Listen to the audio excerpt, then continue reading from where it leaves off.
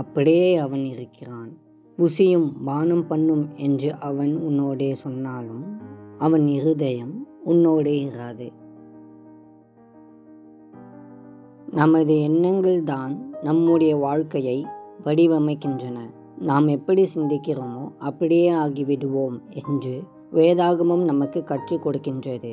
பயம், சந்தேகம் அல்லது எதிர்மறையான சிந்தனை போன்றவைகள் நம் மனதில் நிரம்பினால் அது நமது செயல்கள், அணுகுமுறைகள் மற்றும் உறவுகளை பாதிக்கின்றது. இருப்பினும் நம்முடைய எண்ணங்கள் தேவனின் சத்தியத்துடன் இணையும் போது நாம் சமாதானம், நிம்மதி மற்றும் மகிழ்ச்சியை அடைகிறோம். உண்மையானவைகள், மேன்மையானவைகள், பரிசுத்தமானவைகள் போன்ற விஷயங்களில் கவனம் செலுத்தி நமது வாழ்க்கையின் மூலம் தினமும் நம் மனதை புதுப்பிக்க தேவன் நம்மை அழைக்கின்றார். நாம் நமது மனதை அவர் மீது நிலைநிறுத்தும் போது அவருடைய ஆவியானவர் நம்மை வழிநடத்த அனுமதிக்கின்றோம்.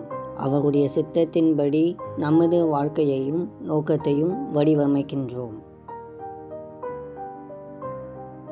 அன்பின் ஆண்டவரே, உம்மை துதிக்கிறோம். பரலோக தகப்பனே, நீர் எங்களை உம்முடைய சாயலின்படியும் ரூபத்தின்படியும் உருவாக்கி சிந்திக்கும் ஆற்றலையும் செயல்படுத்தும் திறனையும் எங்களுக்கு கொடுத்திருப்பதற்காக உமக்கு நன்றி செலுத்துகிறோம்.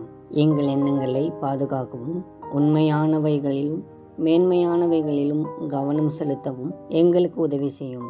உம்மிடம் இருந்து வராத பொய்கள், சந்தேகங்கள் மற்றும் அச்சங்களை நிராகரிக்க எங்களுக்கு கற்றுத்தாரும். எங்கள் எண்ணங்கள் உம் உபதேசத்துடன் ஒத்துப்போகும்படி தினமும் எங்கள் மனதை புதுப்பியும். கிறிஸ்துவில் நாங்கள் யார் என்பதை எங்கள் சிந்தனை பிரதிபலிக்கட்டும். இயேசுவின் மூலம் ஜெபிக்கிறோம் பிதாவே, ஆமேன்.